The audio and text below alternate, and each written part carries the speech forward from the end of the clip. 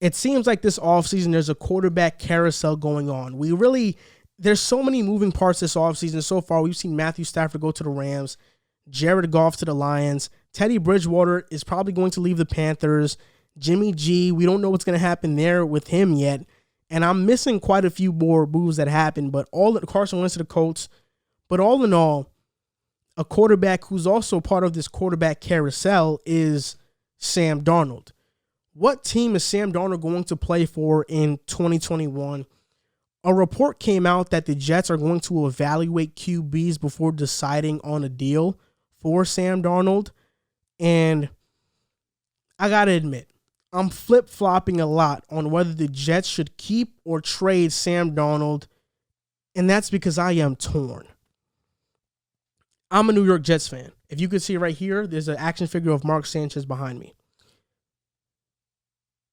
When Sam Darnold got drafted, as a Jets fan, I thought he was our franchise quarterback. I mean, he talks like it. He's a very good guy off the field. He's humble. And I know that he works hard because he works with Josh Allen and Jordan Palmer in the offseason. So he's working on his game. I love Sam Darnold. He's shown flashes in the past that he can be a great quarterback. He's never had a supporting cast with the Jets, competent coaching, and off the field, he handles himself like a franchise QB.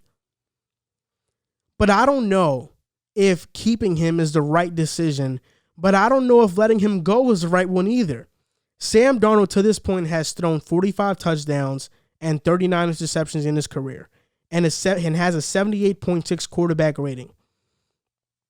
If the New York Jets had the number one pick in this draft, it would be a no-brainer. You draft Trevor Lawrence and you trade Sam Darnold right away. I guarantee you, if the Jets would have had the number one pick right now, Sam Darnold would have already been traded. But they don't. They have the second pick. And that's going to be either between Zach Wilson, Justin Fields, or Trey Lance and who they select. See, Zach Wilson has a quick release. He's agile. He has a strong arm. He's able to process defenses, but he is fragile. He is 6'3", but he looks 6 foot. And he already has an injury history in his throwing shoulder. And when you see him play, when he runs, he doesn't protect himself very well. When you're getting hit by college players, it's fine. But when you get hit by an NFL player, those injuries can pile up. And I'm not sure how durable Zach Wilson can be at the next level. And that injury history does frighten me. You look at Justin Fields. He's athletic. He has a strong arm, slower release, but gets stuck on his first read way too often. At least that's been the criticism of Justin Fields to this point. And Ohio State runs a very easy offense with Ryan Day. Trey Lance, he's the most athletic of the three. He's the most athletic of the three. Of Fields, Wilson, Lance is the most athletic. He has a strong arm, a slower release as well, but his problem is experience. He has only played one full season in college and I think 333 snaps total at quarterback in college. I don't think he's ready to start right away. And Mac Jones, I guess you can put him there. He's very accurate, but the lack of athleticism, I wouldn't take him at second overall. I wouldn't even think about it. All three of their pro days are coming soon. And my question is that I thought about this earlier is, if Sam Darnold was coming out in this draft as well, would we have Wilson, Fields, and Lance above Darnold? I don't think so.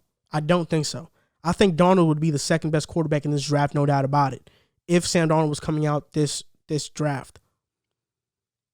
I'm torn as a Jets fan of whether I want the Jets to trade Sam Darnold or not, because we're going to run a West Coast offense with Mike LaFleur, and that's something that Sam can thrive in, and I think Zach Wilson fits this offense the best as well.